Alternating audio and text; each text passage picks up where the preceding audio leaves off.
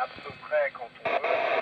Évidemment, c'est pas aussi simple que sur Terre, mais c'est quand même plus simple qu'avant. Par exemple, dans la communication, il y avait 6 mois, il y avait quasiment aucun contact, c'est pas comme si on pouvait envoyer des lettres.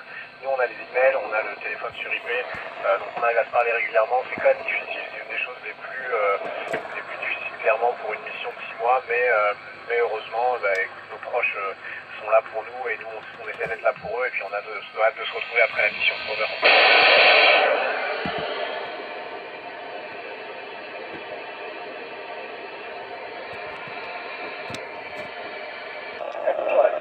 Ouais, je sais pas, moi j'ai toujours aimé faire des choses, alors pas vraiment risquées, mais de me dire j'aime bien pousser des limites un petit peu ou expérimenter ou tenter des choses, que ce soit sur Terre en parachutisme, en pilotage ou des choses comme ça, mais je pense que c'est important qu'on explore en fait, tu sais, que quelqu'un le fasse, parce que je pense que ça a des bénéfices pour tout le monde, un peu pour toute la société, donc il y a un peu de risque à prendre au début, c'est pas non plus le bout du monde, je pense, hein, ma première mission, tu sais, je suis revenu en très bonne santé, donc je pense que malheureusement, heureusement, le résultat sur ma santé, ça vaut la peine de le faire.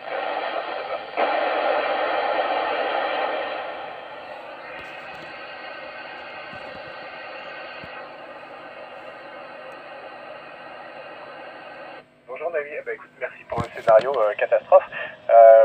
Non, écoute, c'est plus ou moins prévu. C'est vrai que si tout disparaissait sur Terre, ça deviendrait un petit peu compliqué pour nous de rentrer à peu près quelle météo on va trouver. Tu sais qu'on se pose dans l'eau avec la capsule Dragon de SpaceX, donc évidemment on n'a pas envie de se poser en milieu d'un ouragan, d'une tempête.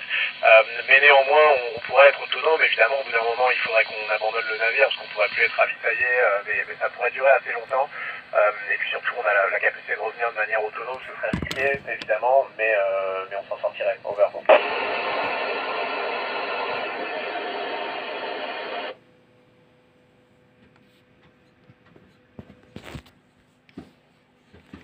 Antonio, alors c'est pas exactement ce que voir, mais des petites, en fait comme des traînées, oui, bleues ou blanches, et en fait c'est quand tu as une particule un peu lourde, un ion positif qui arrive du fond de l'espace, qui est créé par on ne sait pas pourquoi, une supernova, un soleil très très loin, qui nous arrête, qui traverse le globe oculaire. Ça arrive régulièrement parce qu'évidemment l'espace est plein de ces particules qui se baladent un peu partout.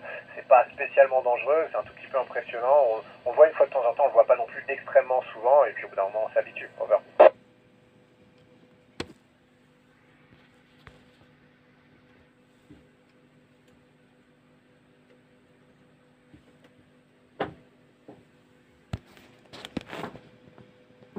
Bonjour, alors bonjour Mano, non, enfin si tu veux dire une expérience sur les ondes en 3D, non, donc c'est la première fois, c'est intéressant.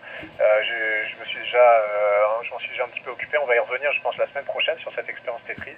Il y avait des expériences éducatives pendant ma première mission aussi, mais qui n'étaient pas exactement les mêmes, donc c'est toujours intéressant de laisser la place, moi je pense aux étudiants, aux plus jeunes, ils ont beaucoup de créativité, et puis il faut que cette expérience dans l'espace leur serve à eux, donc c'est toujours sympa de travailler avec eux. Over.